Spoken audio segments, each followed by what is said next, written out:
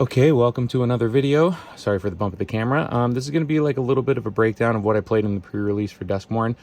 It was super janky, so you'll see why. Obviously, like a very tiny splash of red, which was really only for a ley line of resonance, which technically, it's only copying single target instants and sorceries, which really I was only copying Given to Violence. Which, in and of itself was kind of nice. Obviously, like, I had some other stuff that, like, I almost splashed in, but just because of the curve, this ended up, like, working out, like, pretty decently for me. Got completely blown out in the first round with Azorius Control. I mentioned it in the opening of the bundle.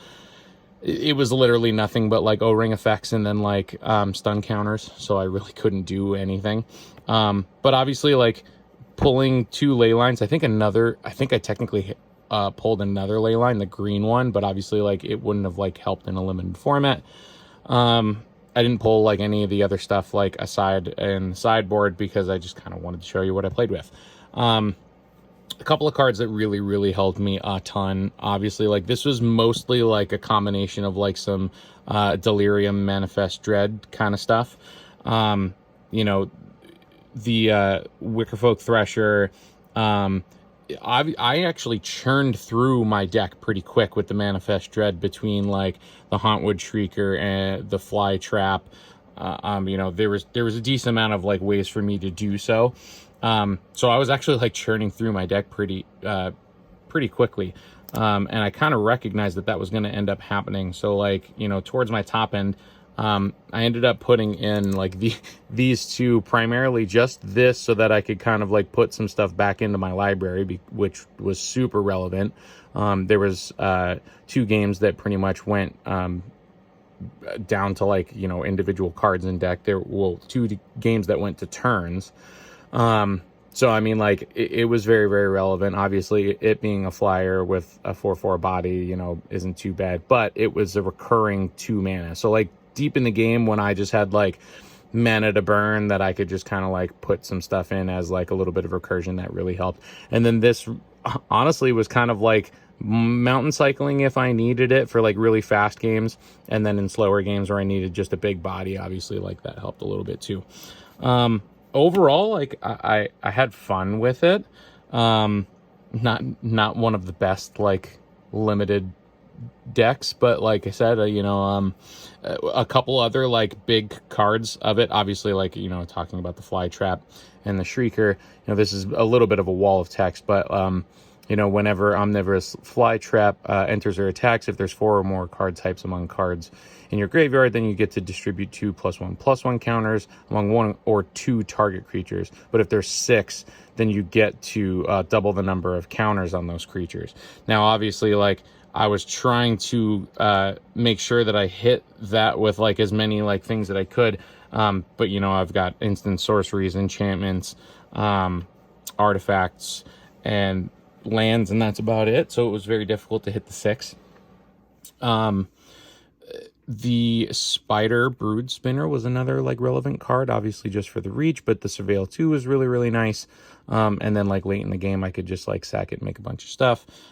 Same thing with the Stick Twister.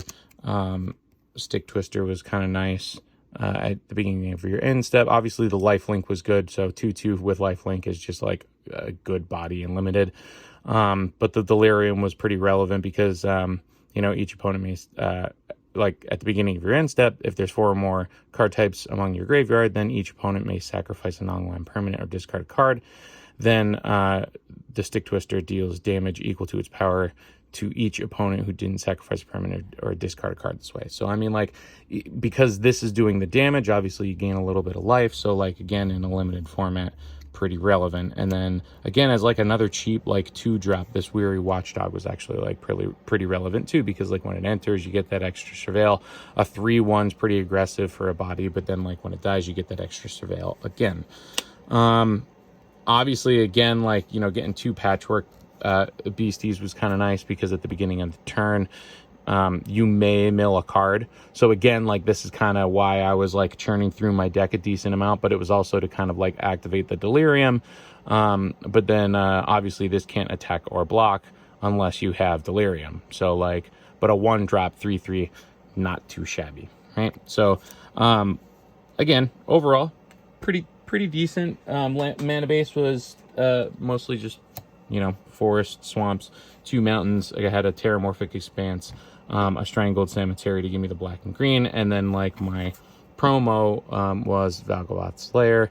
So I don't know if I covered that already, but obviously it being tapped, not great in a limited format. But yeah, did help my mana fixing a little bit. So I'm gonna open like a couple accessories. I'm gonna like put these away for now. I hope you did well on your pre-releases. This is essentially just gonna go in whatever kind of order for right now. This really old playmat underneath is normally one that I use on my desk underneath my mouse pad and stuff like that. My favorite desk mat, I'm going to show you in just a second. As soon as I put these cards away, I'll do it on camera just so you're not looking at nothingness. Also, this is my very terrible sleeves that I used. These are normally the ones that I use in like limited formats all the time, just to kind of like get a little bit of the giggle out of the opponent, kind of lighten the mood a little bit, you know. With that being said, I've always been like a fan of like a lot of like the kind of darker art and stuff like that. So this was the mat that I used for the longest time. This is a Blood Crypt playmat from Return to Ravnica. I ended up like winning it in the pre-release way back when. I mean, yeah, this was 2012. So, but this is my favorite playmat of all time. It's starting to wear away kind of a little bit, like the corner is a little frayed. So I'm trying to just kind of like maintain this for myself. I'm probably just going to like frame it, you know, just so that I can keep it and appreciate the artwork. But obviously I wanted a new playmat, you know, something of the new set, because I really enjoyed like the artwork of the new set. Sorry, I'm just, you know, rolling this up. I might as well do it on camera again so that you're not looking at nothingness. So I wanted something of the new set, and we went up to my local OGS, and so got a new playmat of what I think is one of like the nicer artworks. Open that up in preparation so I can put it in there once I get it. One of the nicer artworks of the new set, obviously it being one of the special guest ones. Let me open this up. This is the special guest Damnation playmat. And then this is also going to go into another small little story. I do love like the double stitching. Back of it seems a little bit more robust. Wow, this looks crazy.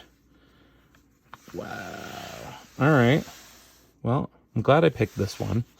So I'm going to give you a tiny little story time again. My wife to be, not crazy into magic, but you know, she's very supportive of things that I'm into.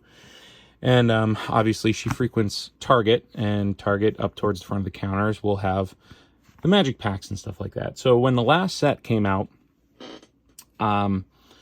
she was just at the checkout, and she was just like, hey, I bought you a deck of magic cards. I know you're playing magic again. And it was a set of Bloomburrow. Now, I didn't buy a lot of Bloomburrow because Bloomburrow wasn't necessarily a set that I was like into when it came to like a lot of the artwork. But she just randomly bought a play booster. And since she bought it, I was like, well, okay, well, since you bought it, why don't you open it? And she opened it up, and she pulled a Sylvan Tutor. Now, Sylvan Tutor, obviously being a special guest of Bloomburrow, I was pretty impressed. Now, obviously, it went right into a deck. That's why it's sleeved up. But, you know, you know, the artwork of it, I'm not like a huge fan of it because you got all like, you know, the frog and the raccoon and all that kind of stuff. But very, very powerful card. Now, obviously, when we were at Target over the weekend, I was like, well, you know, you pulled a special guest card the last time. We're at the checkout. Why don't you walk over there and you grab another pack of the new set? And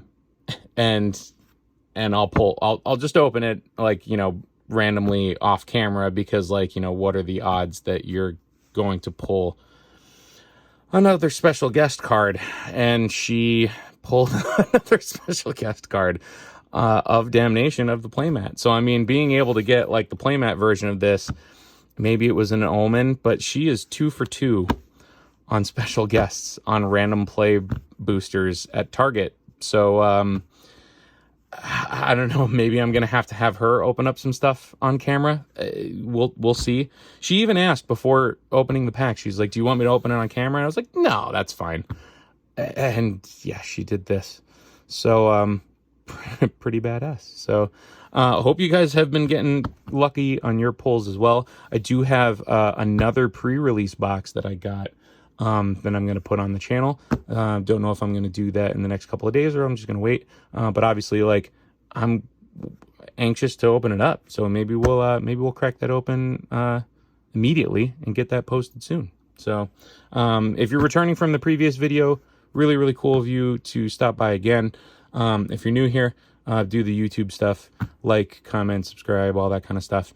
And I'll see you in the next one.